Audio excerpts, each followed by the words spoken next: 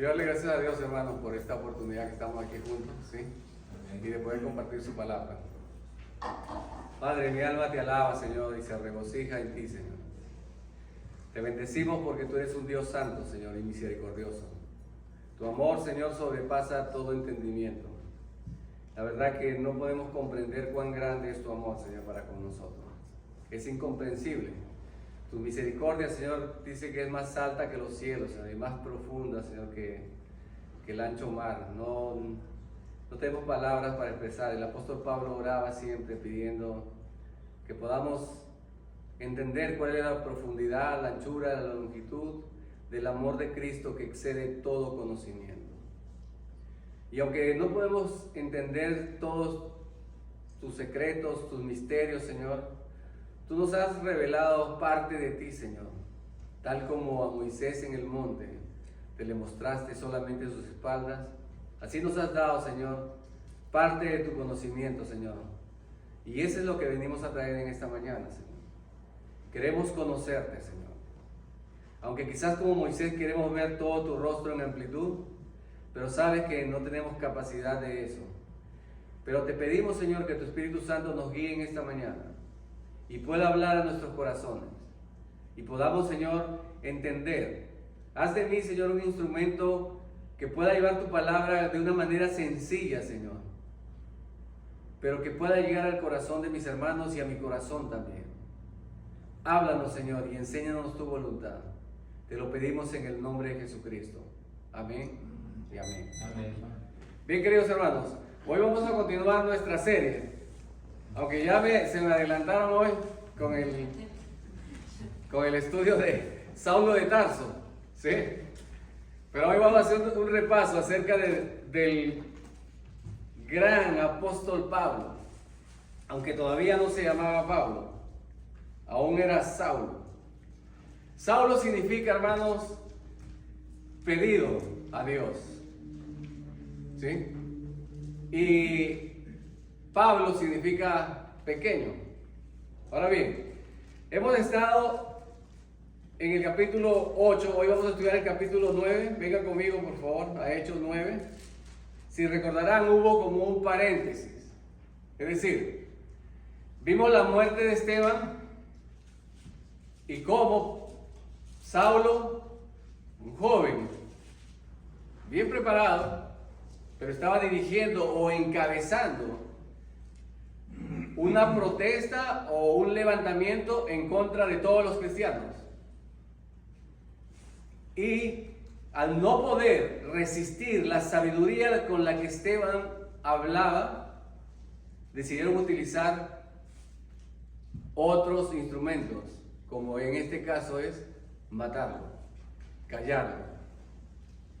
Entonces vemos, hermanos, que cuando la palabra de Dios es expuesta, muchos van a tratar de callarla, como dice la Escritura en Romanos, que detienen con injusticia la verdad de Dios.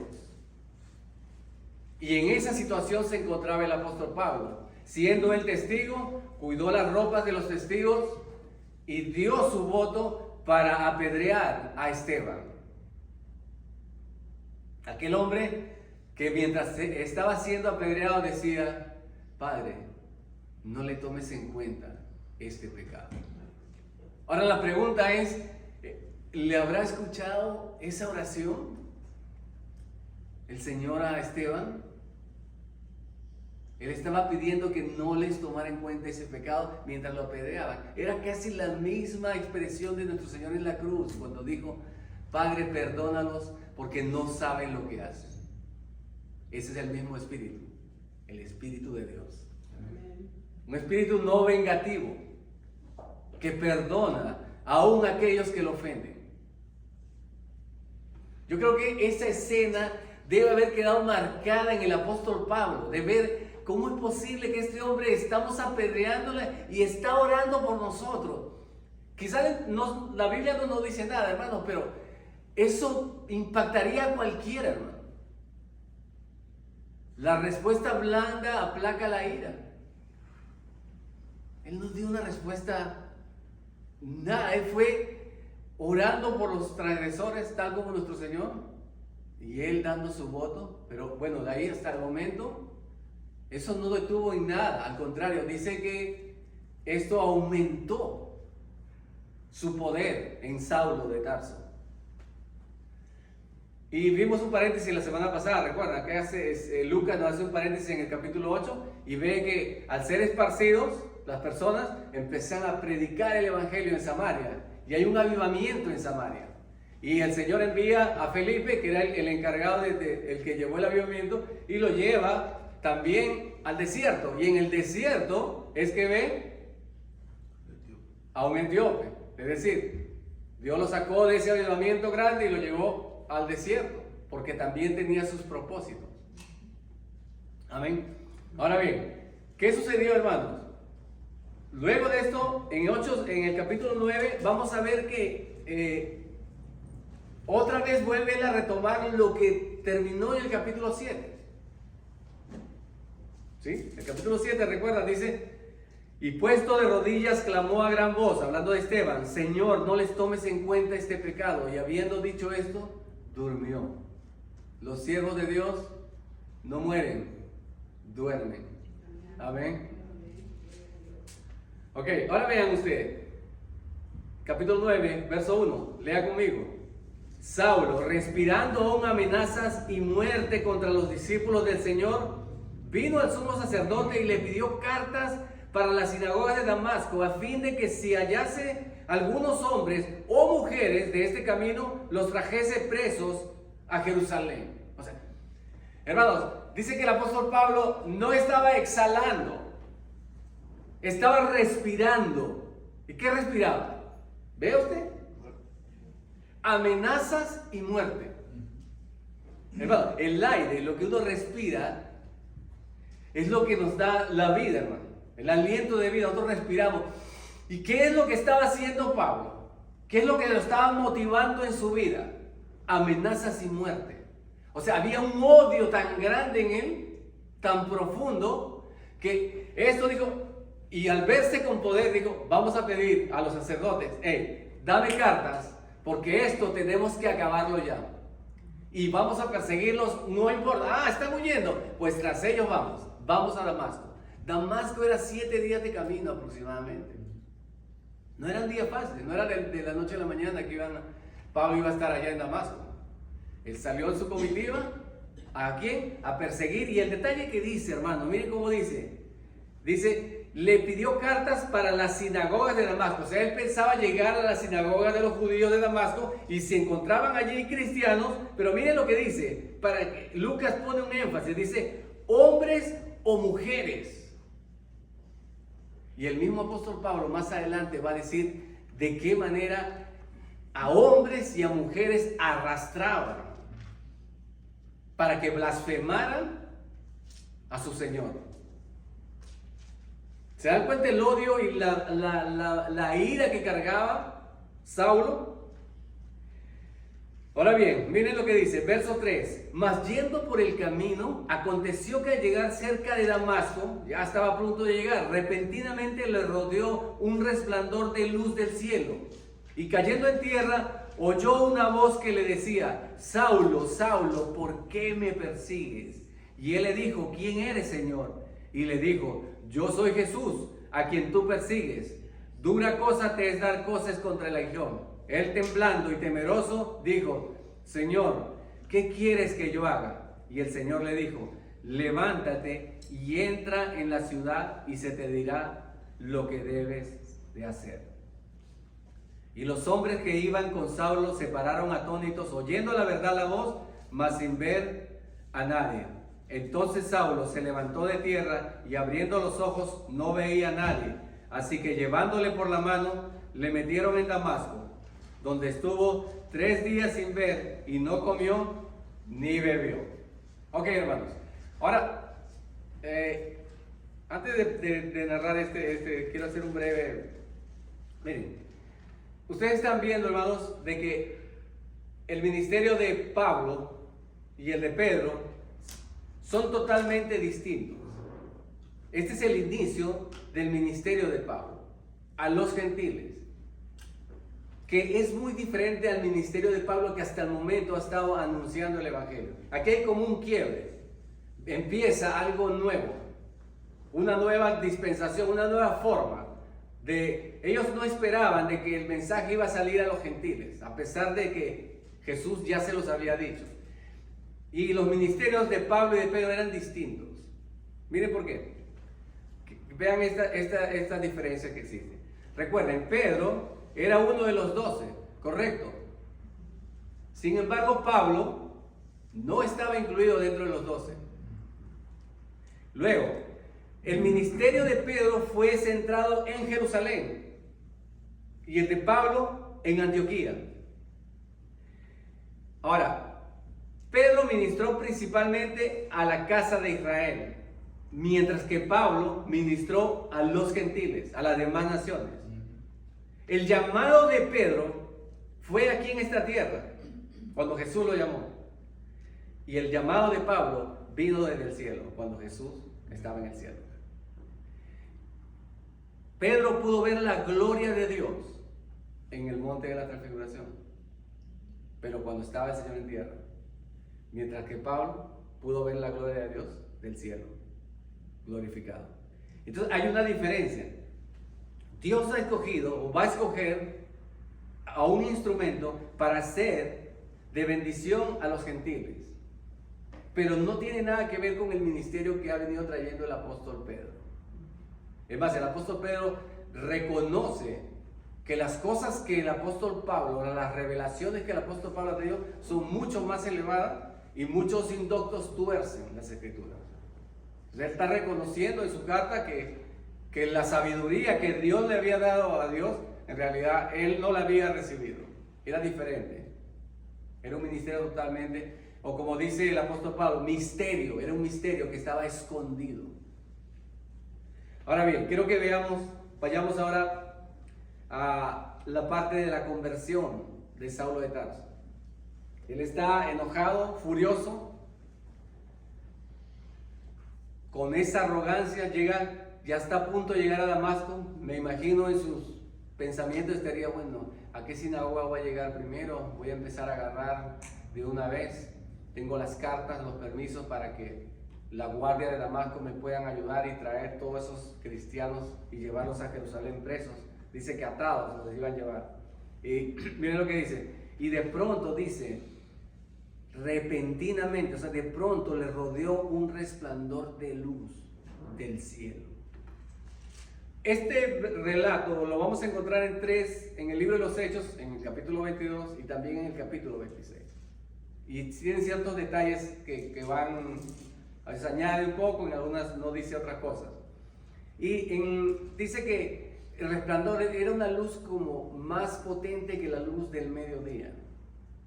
Y lo cierto es que el Saulo cae a tierra, dice, y al caer en tierra oye una voz que le decía, Saulo, Saulo, ¿por qué me persigues? Yo les he dicho, hermanos, en el hebreo, cuando repite algo, ¿qué significa? ¿Sí recuerdan lo que les hemos estado enseñando? Es que el Señor le está dando un énfasis. Saulo, Saulo, escucha lo que te voy a decir y lo que te está diciendo. Estate atento y dame una razón por qué me persigues. Ahora, Pablo diría, ¿a quién estoy persiguiendo? Yo no estoy persiguiendo. Estoy persiguiendo a unos seguidores de un tal Jesús. Eso es lo que él pensaba. Pero el Señor se representa a sí mismo. Somos su cuerpo. Lo que alguien nos haga a nosotros, no nos hace a nosotros mismos, se lo hace a nuestro Señor Jesucristo. Es inseparable esto. Jesús dijo, por cuanto le hiciste esto a uno de mis pequeñitos, a mí me lo hiciste. Y él se identifica con su pueblo. Lo que le estaba haciendo Pablo él creía que lo estaba haciendo a los hombres. No, él estaba luchando en contra de Dios. Pero se le aparece el Señor y él se cae. Algunos dicen del caballo, otros dicen del camello, de la carreta, no sabemos, no lo dice la escritura de dónde se cae. Lo cierto es que se cae. Y eso es un detalle importante, hermano, Porque a veces es necesario caer para poder levantarnos. Es necesario que la luz de Dios, la luz de Cristo, nos deje ciegos a tal punto que tengamos que pedir ayuda para ser guiados. Él venía en toda su arrogancia, pero ¿por qué esa arrogancia del apóstol Pablo? ¿Por qué esa altivez? Hermanos, ¿qué era? Judío de la tribu de Benjamín, circuncidado al 8º día, instruido a los pies de Gamaliel, fariseo, en cuanto a la ley, irreprensible. Tenía mucho de qué gloriarse, hermanos. Hablaba varios idiomas. Era conocedor de la Escritura, pero sin embargo, no le había sido revelada la verdad, tal como lo expresa en el libro de Romanos que estamos estudiando, cuando dice que su pueblo, los judíos, tienen celo, ¿sí? O sea, tienen pasión, tienen deseo, pero sin conocimiento. Y eso es lo que estaba haciendo. Él tenía un celo porque él pensaba que él estaba luchando por la causa de Dios. Y su celo lo llevaba a perseguir a los cristianos y hasta matarlos. Olvidando que uno de los mandamientos del Señor era: no matarás. Pero quizás justificando que la ley decía que los blasfemos, porque ellos pensaban que eran blasfemos, deberían ser apedreados, deberían morir. Y él estaba en su justicia pensando que estaba haciendo un bien. Sin embargo, Dios le va a demostrar de que no es así. Su orgullo, su altivez, caen a tierra. Como dice el Salmo, hermanos. Salmo 119. Bueno me es el haber sido humillado. Antes que fuese humillado, descarriado andaba. Mas ahora amo tu ley. Ahora él va a entender que sus caminos estaban torcidos. Saulo, Saulo, ¿por qué me persigues? Y él le dice: ¿quién eres, Señor? Y le dijo: yo soy Jesús. Le da su nombre con el que estaba identificado en la tierra. ¿Pero qué más le dice? Miren, yo soy Jesús, dice, a quien tú persigues. Ahora, aquí viene usted está viendo cuando dice: dura cosa te es dar coces contra el aguijón. Esto en realidad está solamente aquí. Con sus otros relatos, usted va a ver en el 22 y en el 26, él no dice estas palabras. En los manuscritos más antiguos no dicen nada acerca de esto. Parece que fue insertado años más tarde. Pero igual vamos a ver qué nos quiere decir o qué significa esto, porque está escrito al menos aquí. Dios permitió que estuviera en la escritura, al menos en esta parte del capítulo. Miren cómo dice: yo soy Jesús a quien tú persigues. Dura cosa te dar coces contra el aguijón. ¿Qué es dar coces, hermanos?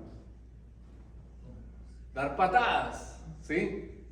Y eso era, el aguijón era con lo que los bueyes se guiaban para que no se salieran del camino en el trabajo, cuando andaban. Se daban contra el aguijón.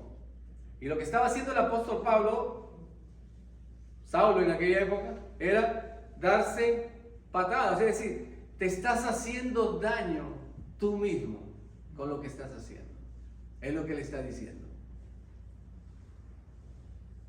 Todo lo que haces es en perjuicio tuyo solamente. Eso es lo que hacemos, hermanos, cuando tratamos de luchar contra Dios. Cuando creemos que en realidad nuestro razonamiento es mejor que el de Dios. Lo único que hacemos es herirnos a nosotros mismos. Y él temblando, dice, y temeroso, dijo: Señor, ¿qué quieres que yo haga? Bueno, esas palabras, un hombre tan altivo que tenía toda la autoridad para hacer lo que quiera, para dar órdenes, ahora está sometiéndose a una autoridad mayor y dice: ¿qué quieres que yo haga? Una diferencia entre los dos ciegos, ¿sí? ¿Saben? Ciego Bartimeo, ¿recuerdan? ¿Qué le dijo el Señor al ciego Bartimeo? ¿Qué queréis que os haga? Y el ciego Saulo de Tarso, ¿qué dijo? Señor, ¿qué quieres que yo haga? Debemos tener, hermanos, la disposición o la ceguera del apóstol Pablo. Señor, ¿qué quieres que yo haga? Y no esperar que el Señor diga, Señor, ¿qué quieres que te haga? Amén. Ok, dos ciegos diferentes. Ahora Saulo, está ciego. Toda su altivez, todos sus grados honoríficos, todo lo que él pudo haber tenido, sus cartas de los principales, no le sirven ahora de nada, porque ni siquiera puede ver y tiene que ser llevado de la mano. Ciertamente el Señor nos humilla, hermano. Él humilla al altivo y exalta al humilde, dice la Escritura.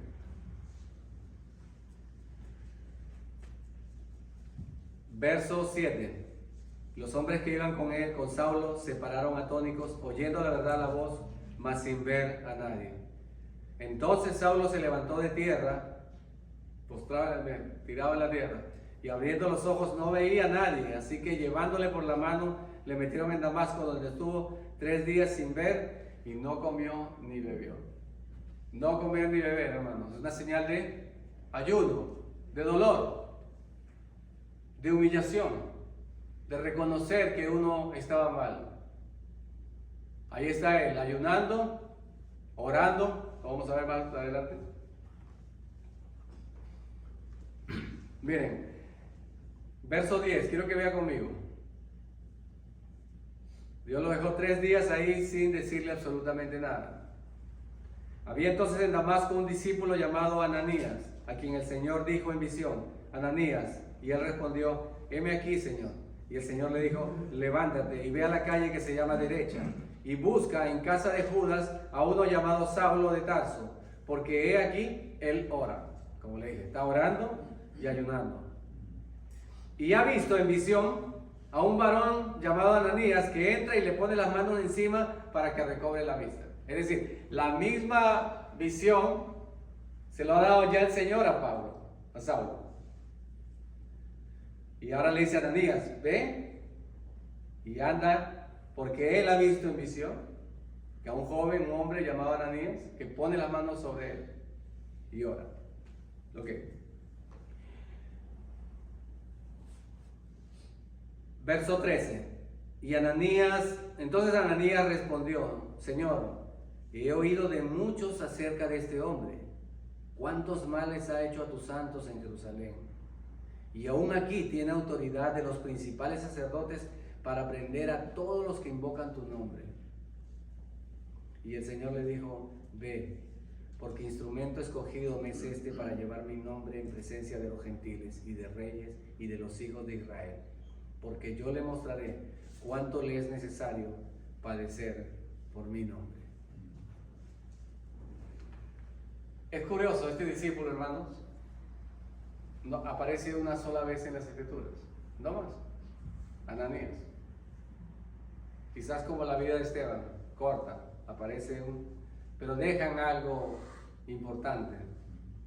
A veces no importa cuánto quizás hagamos, ¿no? Sino que hagamos siempre la voluntad de Dios, que aunque sea una cosa pequeña, va a dejar una marca, va a dejar una huella, como lo hizo este hombre, Ananías.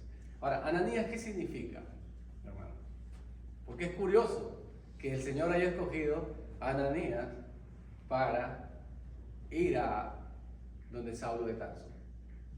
Ananías significa el Señor ha favorecido o el Señor ha dado gracia. Gracia significa darle a alguien lo que no se merece. Eso es lo que significa su nombre. Y es lo que va a hacer Dios con Saulo de Tarso. Le va a dar algo que él no merece. Y es el perdón. La oración de su siervo cuando era apedreado, diciéndole, no le tomes en cuenta este pecado, ahora se hace realidad en la vida del apóstol Pablo.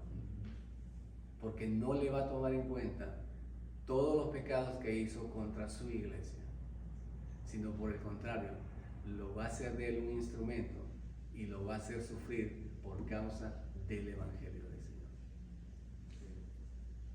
Ananías es Dios ha mostrado su favor o ha mostrado su gracia.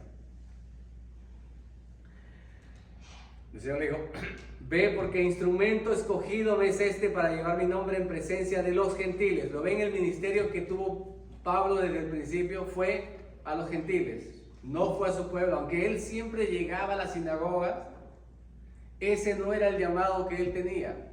Él estaba llamado a los gentiles, a las demás naciones, no a los judíos. A Pedro se le había dado el ministerio de los judíos, o el ministerio, como ellos llamaban, de la circuncisión, mientras que a él tenía el ministerio de la incircuncisión, o sea, el de los gentiles. Verso 17: fue entonces Ananías y entró en la casa, y poniendo sobre él las manos le dijo: hermano Saulo. Aquel hermano perseguidor ahora resultó ser el hermano Saulo, un hijo de Dios, restaurado por la gracia del Señor. Aquel perseguidor. Hermano, esto en realidad me conmueve el saber, el ver la misericordia de Dios. De ver cómo Dios puede perdonar al peor pecador, al más perdido, aquel que le ha puesto más oposición. Su gracia y su favor no tienen alcance, no podemos comprenderlo, hermano. Hermano Saulo, miren el perdón de este hombre, Ananías. El Señor Jesús, que se te apareció en el camino por donde venías, me ha enviado para que recibas la vista y seas lleno del Espíritu Santo. Eso es lo que necesitaba el apóstol Pablo. Aunque él veía, estaba ciego. Estaba ciego porque no podía ver la luz de Dios. No tenía entendimiento. Pero ahora le ha enviado su gracia. ¿Para qué? Ananías le ha enviado su gracia para que por esa gracia él pueda ver otra vez. Él pueda ver espiritualmente y conocer la voluntad de Dios. ¿Amén? Ok. Y que seas lleno del Espíritu Santo. Y al momento le cayeron de los ojos como escamas, y recibió al instante la vista, y levantándose fue bautizado. Una conversión, hermanos, no hay conversiones así que suceden generalmente, no vemos conversiones como esta. Dios en realidad hace como Él quiere, ¿sí? Por ejemplo, yo no podía decir cuándo me convertí, y espero ser convertido. Sí, eso espero. Pero, o sea, no puedo decir, hermanos, el 26 de mayo de tal año yo me convertí. No, porque fue un proceso gradual. Yo creo que Pablo no podía olvidar jamás la fecha de su conversión. Fue un hecho tan radicalmente como cambió la vida de Pablo de un día para otro. No es el caso en todos los cristianos. Usted ve, hay cristianos que han estado en la drogadicción y de inmediato han cambiado, pero otros pasan por un proceso gradual, como aquel ciego que sanó Jesús, que le echó barro en los ojos, hizo lodo, y él seguía viendo a los hombres como árboles, y después ya le volvió a hacer lo mismo y ya pudo ver claramente. A veces es gradual, pero hay conversiones que son inmediatas. Como sea que fuera, el Señor tiene el poder para transformar cualquier vida, sea gradualmente o sea un cambio radical. Es una enseñanza para nosotros el ver cómo Dios puede transformar hasta el corazón más endurecido. Se le cayeron las escamas de los ojos, recibió la vista y se bautizó. Y habiendo tomado alimento, recobró fuerzas, y estuvo Saulo por algunos días con los discípulos que estaban en Damasco. Estuvo con ellos, dice. Y inmediatamente, vean conmigo, verso 20. Este es el resultado de una persona que se ha convertido. Enseguida predicaba a Cristo en las sinagogas, diciendo que este era el Hijo de Dios. Este que vino se levantaba en contra de todos los que hablaban de Jesús. Ahora él está hablando acerca de Jesús enseguida, hermano. Una conversión verdadera nos hace hablar y dar testimonio de Jesucristo, hermano. ¿Sí?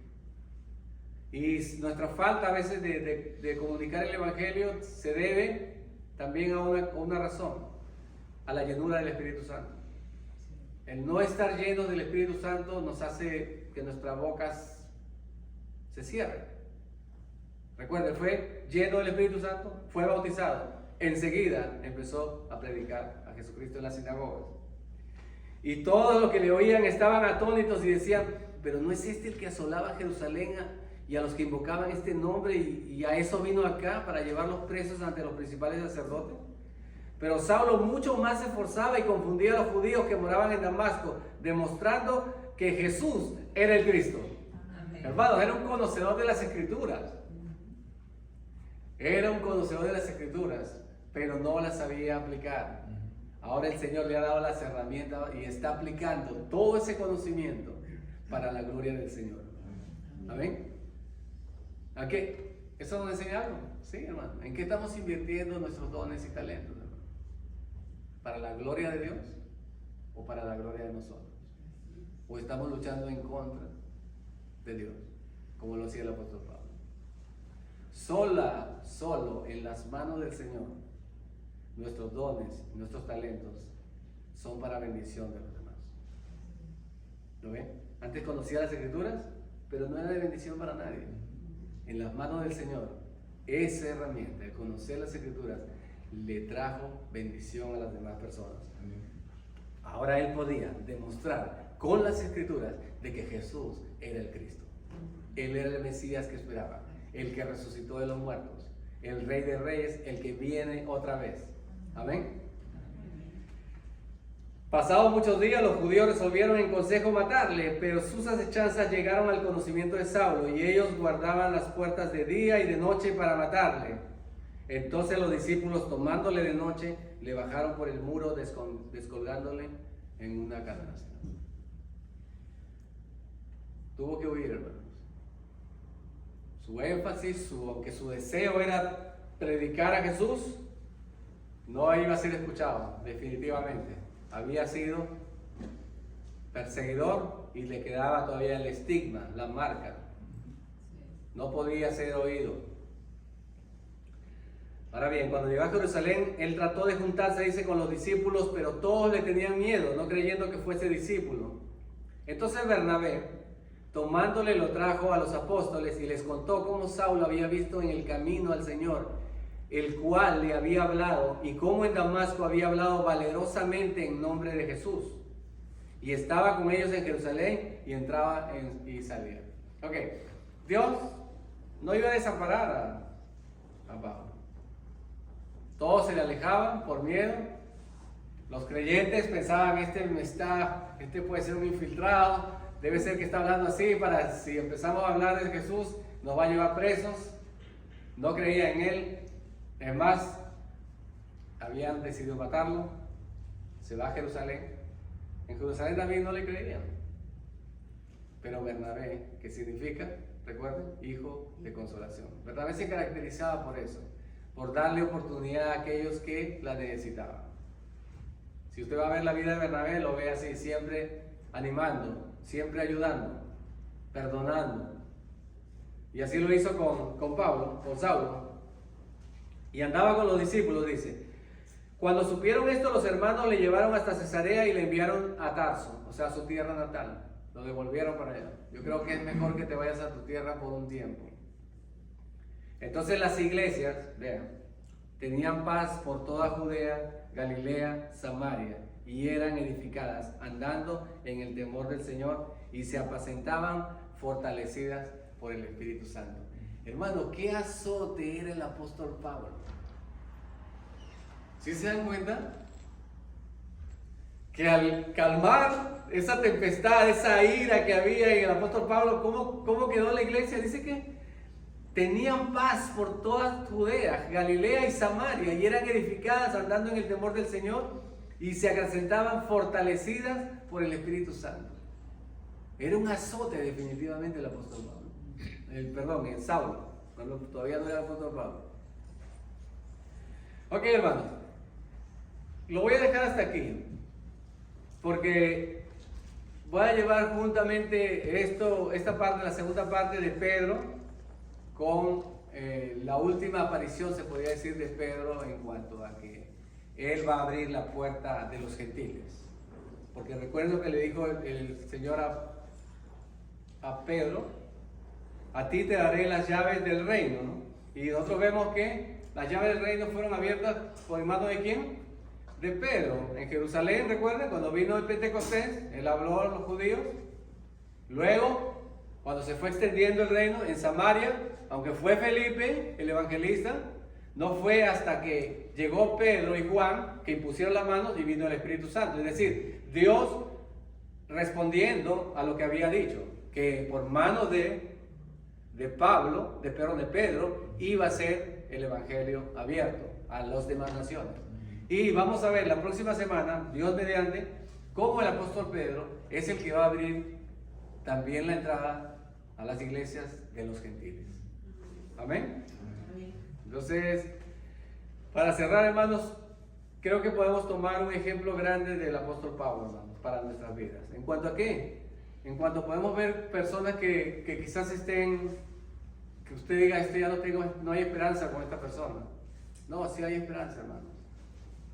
No importa cuál sea la condición o cuántos se opongan al Señor, cualquier pecador puede venir a los pies de Cristo si la luz de Cristo le llega a sus ojos. Amén. Y nosotros podemos ser testigos de ello, hermano, como lo hacía el apóstol. Testificar acerca de Jesús.